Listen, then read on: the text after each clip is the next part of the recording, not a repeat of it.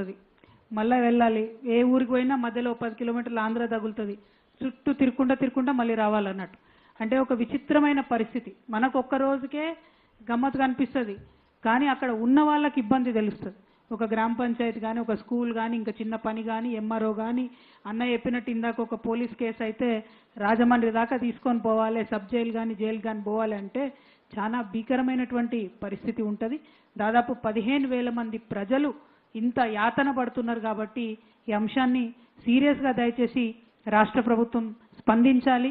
25న జరిగేటటువంటి ప్రధానమంత్రి గారి ఆధ్వర్యంలో జరిగే మీటింగ్కి ఖచ్చితంగా రిప్రజెంట్ చేయాలి ముఖ్యమంత్రి గారు మన రాష్ట్రం తరఫున అని మొదటి తీర్మానంగా ఈ రౌండ్ టేబుల్ నుంచి ప్రవేశపెడతా ఉన్నాము. అదేవిధంగా మన కరకట్టలు భద్రాచలం టౌన్ చుట్టే కాకుండా దుమ్ముగూడెం ఆనికట్ వరకు కూడా ఈ కరకట్టల్ని పెంచాలని చెప్పి రెండవ తీర్మానంగా ప్రవేశపెడతా ఉన్నాము. మరి మూడవ తీర్మానంగా రాములవారి మాన్యం ఏదైతే పురుషోత్త పట్టణంలో ఆంధ్ర ప్రాంతానికి పోయిందో దాదాపుగా ఒక 1000 ఎకరాలు 860 నుంచి 1000 ఎకరాలు ఉందని చెప్తున్నారు. ఆ మాన్యాన్ని తప్పకుండా కాపాడాలి, ఎంక్రోచ్ కాకుండా చూడాలనేటటువంటిది మరొక తీర్మానంగా పెడతా ఉన్నాము. పోలవరం ప్రాజెక్టు కెపాసిటీని 36 లక్షల క్యూసెక్ల నుంచి మాటికి పర్మిషన్లు లేకున్నా కూడా అడ్డగోలుగా ఇప్పటికే దాదాపుగా 50 లక్షల క్యూసెక్ల వరకు పెంచుకుంటూ పోయినారు. మరి దీని మీద ముంపు ప్రాంతాల మీద జాయింట్ సర్వే ఖచ్చితంగా చేయాలి, చేసే విధంగా ముఖ్యమంత్రి గారు డిమాండ్ చేయాలని మరొక తీర్మానాన్ని కూడా ఈ సందర్భంగా ప్రవేశపెడతా ఉన్నాము. మరి మనందరికీ తెలిసిందే, భారతీయ జనతా పార్టీ ఈ దేశంలో కేవలం రాములవారిని అడ్డం పెట్టుకొని 2 సార్లు మరి అధికారంలోకి వచ్చిండ్రు. అంతకుముందు 2 ఎంపీలు ఉన్నప్పటి నుంచి అధికారం చేపట్టేటటువంటి స్థాయికి వచ్చిరంటే కూడా కేవలం వారు రాములవారి గురించే మాట్లాడుతూ వచ్చిండ్రు.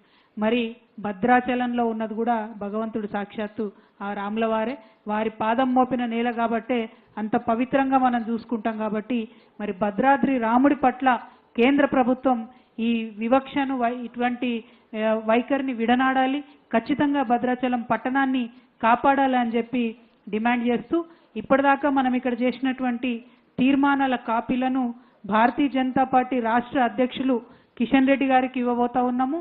అట్లానే తెలంగాణ రాష్ట్ర ముఖ్యమంత్రి రేవంత్ రెడ్డి గారికి ఇవ్వబోతా ఉన్నాము. అట్లానే భారత ప్రధానమంత్రి నరేంద్ర మోదీ గారికి కూడా మనం ఇక్కడ నుంచి మన తీర్మానాల కాపీలను పంపబోతా ఉన్నాము. మరి వారి చేతిలో ఉన్నది 25వ తారీఖు నాడు మళ్ళా ఒకసారి అందరం కూడా 24, 25 నాడు కూడా మళ్ళా సోషల్ మీడియా ద్వారా మళ్ళా ఒకసారి వాళ్ళందరికీ గుర్తు చేద్దాము. తప్పకుండా మన అంశం పరిగణలోకి తీసుకుంటారని నేను కోరుకుంటున్నాను. ఎందుకంటే రేవంత్ రెడ్డి గారు ఎన్నికల సందర్భంలో ఆ ప్రాంతానికి పోయినప్పుడు ఈ 5 గ్రామాల సమస్యను నేను అధికారంలోకి వచ్చిన వెంటనే తీరుస్తానని మాట ఇచ్చారు, హామీ ఇచ్చారని కూడా వచ్చినటువంటి మిత్రులందరూ చెప్పారు. కాబట్టి ముఖ్యమంత్రి గారిని మళ్ళొకసారి డిమాండ్ చేస్తూ ఉన్నాము, ఇచ్చినటువంటి హామీని నిలబెట్టుకోండి. ఈ 5 గ్రామాల ప్రజలను 5 గ్రామాలను కూడా తెలంగాణలో కలిపే విధంగా ఏర్పాటు చేయాలని చెప్పి కోరుతా ఉన్నాం. మరి మనందరికీ తెలిసిందే, ఆనాడు 5 గ్రామాల పంచాయతీతోనే మహాభారత యుద్ధం పుట్టింది.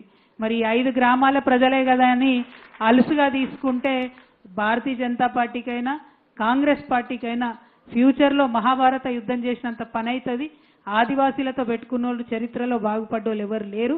కాబట్టి ఇట్లా చేయకుండా, విస్మరణ చేయకుండా ఖచ్చితంగా ఈ సమస్యను తక్షణమే పరిష్కరించాలని చెప్పి నేను కోరుతున్నా. మరి ఒక్కరికి ఇబ్బంది అవుతుందంటే మన వాళ్ళందరం వస్తాం. కాబట్టి అత్యంత వెనుకబడినటువంటి ఆదివాసీ తెగలకు సంబంధించినటువంటి అనేక మంది మిత్రులు, ఇప్పుడు నక్కల తెగ అని ఉంటుంది, అక్కడ నుంచి నక్కల ప్రకాష్ అన్న గారు, అట్లానే సంజీవ్ అన్న గారు తోటి తెగకు సంబంధించి, కేత్రి రాజశేఖర్ గారు, అట్లానే నాగులు గారు, కేంసరం నాగులు గారు, వనం రమేష్ గారు, కన్నేటి నరసింహ గారు, కూతాడి రవికుమార్ అన్నగారు, అట్లానే మన రామకృష్ణ అన్నగారు కామెర సంఘం, మరి కృష్ణ నాయక్ గారు, వెంకన్న నాయక్ గారు మహబాద్ నుంచి, అట్లానే రాజు రాథోడ్ గారు, మరి మా ఆడబిడ్డలు ఇంత పెద్ద సంఖ్యలో ప్రతి ఒక్కరు వచ్చిండ్రు, జాగృతి వాళ్ళు అందరూ మంచి స్పీకర్సే. ఇచ్చినామంటే మళ్ళీ 5 గంటలు ఇక్కడనే అయిపోతుంది. అసలు విషయం పక్కకు పోతుంది, 5 ఊర్ల పంచాయతీ కాబట్టి తక్కువ మందికి ఆ గ్రామాల వాళ్ళకే ఎక్కువ ప్రాధాన్యత ఇచ్చినాము. దయచేసి అన్యదా భావించొద్దు. కానీ మీ స్పిరిట్కి జోహార్లు, ఇంత పెద్ద ఎత్తున వచ్చి మరి అంశానికి మద్దతు ఇచ్చినందుకు అని తెలియజేస్తూ మీ అందరి దగ్గర కూడా సెలవు తీసుకుంటూ ఈ రౌండ్ టేబుల్ ముగిసిందని చెప్పి ప్రకటిస్తూ, ఈ మేము ఇచ్చేటటువంటి తీర్మానాలలో అన్న మీ సైన్ కూడా తీసుకొని ఫార్వర్డ్ చేస్తాం. Thank you. జై తెలంగాణ, జై జాగృతి.